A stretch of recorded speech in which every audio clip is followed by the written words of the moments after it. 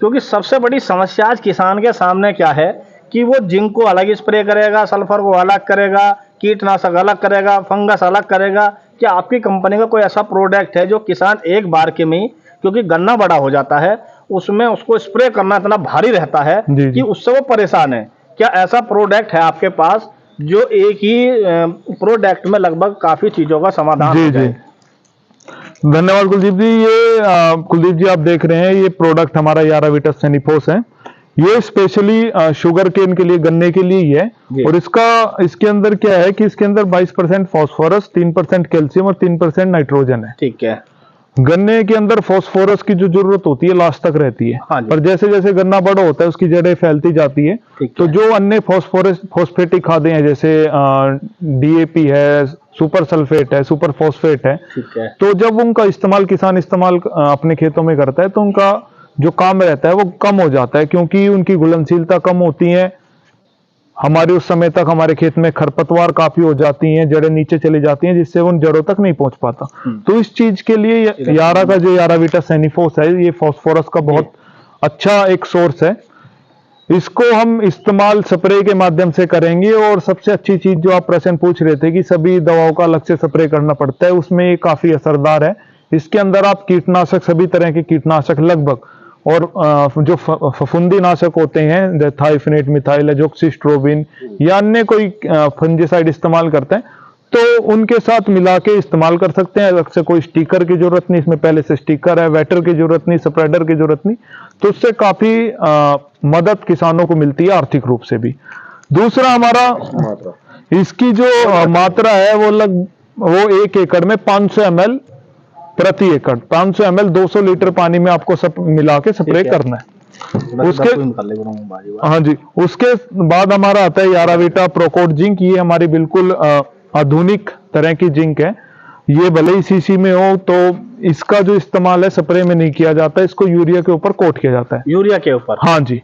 और ये बहुत अच्छे से यूरिया के दाने के ऊपर परत बना लेती है, जिससे जब किसान यूरिया का इस्तेमाल फसल में करते हैं तो एक तो सबसे अच्छी सुविधा मिलती है कि खेत में एक समान वितरण होता है। ठीक है। दूसरा, जो यूरिया के अंदर बुरादा आता है, हाँ जी, और वो हाथों पे चिपकता है, जिससे किसानों के खेत में यूरिया बिखेरने में भी दिक्कत आती है, तो उस बुरादों को खेत से यूरिया से खत्म कर देती है। ठीक है। और आसानी से खेत में एक समान यूरिया भी वितरण होता है, और यूरिया के साथ जिंक का भी वितरण होता है। और इसके अंदर सबसे अच्छी बात क्या है कि इसके अंदर 39.5% जिंक है। 39 पॉइंट, जो कि लंबे समय तक फसल में प्रभावशाली रहती है। धान की फसल में कितनी बार इस्तेमाल करना होगा? धान की फसल आप जानते हैं एक जिंक लविंग क्रॉप है। अन्य फसलों के मुकाबले उसमें जिंक की जो मात्रा जरूरत होती है सबसे ज्यादा रहती है। ठीक है। तो उस धान की फसल में 1 एकड़ के लिए 330 से 350 ml तक हम इसका इस्तेमाल कर सकते हैं। वहीं गन्ने की फसल में जिंक की मात्रा थोड़ी कम भी डालो तभी सही ठीक रहता है, तो उसके लिए 250 ml प्रति एकड़ जिंक सही है। यानी कि जैसे लगभग 9-10 महीने की फसल होती है, तो उसको जैसे आपने बताया कि यारा कॉम्प्लेक्स 2 बार डालना पड़ेगा। ये कितनी बार डालना पड़ेगा? जिंक अगर आप शुरुआत में अपने 30 से 35 दिन पे आप खाद डाल रहे हैं तो तब इसको आप डाल सकते हैं। और उसके बाद जैसे कि इसका जो 91 दिन तक ये जिंक की पूर्ति हमारी फसल में करता है। उसके बाद अगर आपको बाय चांस लगता है कि जिंक की कमी दिख रही है लेटर स्टेजेस पे, मतलब बाद में गन्ना जब बड़ा होने लगता है, तब इसका यूरिया के साथ इस्तेमाल कर सकते हैं। नहीं तो एक बार ही आप डालो तो उससे भी काफी अच्छे रिस्पॉन्स रहते हैं। मेरे साथ है शुभम जी, जिन्होंने किसान क्षेत्र में लगभग किसानों को जागृत करने का काम कर रहे हैं, और यारा कंपनी का जो प्रोडक्ट है उसके बारे में बहुत कुछ बताया, और काफ़ी अच्छे प्रोडक्ट हैं। लगभग किसान भाइयों को सबसे अच्छी चीज़ यही मिलेगी इसके अंदर कि वो एक साथ कई दवाइयों का स्प्रे कर सकता है, इसके साथ किसी भी दवाई का स्प्रे कर सकता है, कोई साइड इफेक्ट नहीं होगा। जी जी।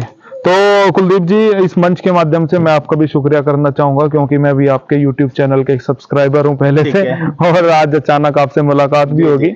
बहुत अच्छा कार्य इस फील्ड में आप करते हैं कि किसानों के लिए नई नई जानकारी लेके आते हैं, उन्हें नई चीजों के बारे में जानकारी देते हैं। तो आप अपने आप में, मुझे लगता है कि आप भी एक किसान परिवार से संबंध रखते होंगे, तो किसान परिवार में होके आप किसानों के लिए अच्छा काम कर रहे हैं। तो मेरी शुभकामनाएं आपके साथ। धन्यवाद। ठीक है, बहुत बहुत शुभम जी, तो हाथ जोड़ के नमस्कार।